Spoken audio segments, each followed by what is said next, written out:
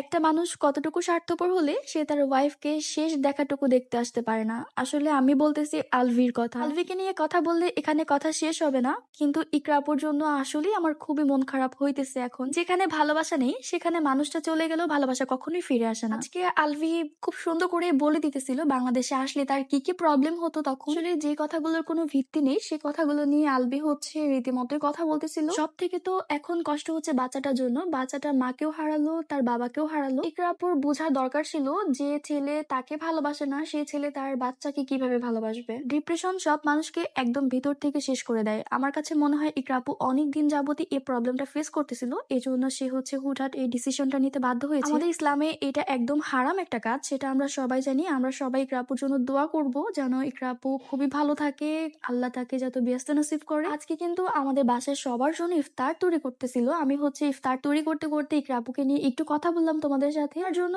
প্রতিটা মেয়েরই মন খারাপ, সেটা আমি বুঝতে পারি, কারণ আমারও ওনাকে নিয়ে খুবই মন খারাপ হয়। আজকে আমাদের অনেক কিছু ছিল ইফতারের আইটেমে, আমরা হচ্ছে প্রতিটা জিনিসই হচ্ছে তৈরি করে নিতেছিলাম। আম্মু আর আমি মিলেই কিন্তু কাজগুলোকে একদম ঠিকঠাক করে নিতেছিলাম। আমি কিন্তু এখানে কোয়েল পাখির ডিম দিয়ে ডিম চপ বানিয়েছিলাম, দেন হচ্ছে বড় মুরগির ডিম দিয়ে হচ্ছে ডিম চপ বানিয়েছিলাম। এখানে আমি কিন্তু 2 রকম শেপ করে বানাচ্ছিলাম, খেতে কিন্তু খুবই মজা হয়েছিল। যেহেতু বাসায় দিব এজন্য একটু সুন্দর করে বানাচ্ছিলাম সবকিছু, কিন্তু প্রতিটা জিনিসই হচ্ছে গুছিয়ে নিয়েছি। এখন হচ্ছে আমরা হচ্ছে প্লেটে তৈরি করব সবগুলো, মানে বেড়ে বেড়ে দিব। কিন্তু এখানে প্রতিটা আইটেমই রাখার খুবই চেষ্টা করেছি, যতটুকু পেরেছি ঠিক ততটুকুই হচ্ছে আমরা প্রতিটা জিনিস হচ্ছে নিয়ে নিয়েছিলাম আমাদের মতন করে। মাশাআল্লাহ, আজকে ইফতারের আয়োজনটা কিন্তু একদম ভরপুর ছিল আর খুবই ভালো হয়েছিল। প্রতিটা খাবারে কিন্তু খুবই মজা হয়েছিল। এখানে হচ্ছে আমরা প্রতিটা প্লেটে হচ্ছে সবকিছুই হচ্ছে অল্প অল্প করে বেড়ে দিতেছিলাম। তো আজকের মতো ইফতার এ পর্যন্তই। দেখা হবে নেক্সট কোনো ভিডিওতে। আল্লাহ হাফেজ।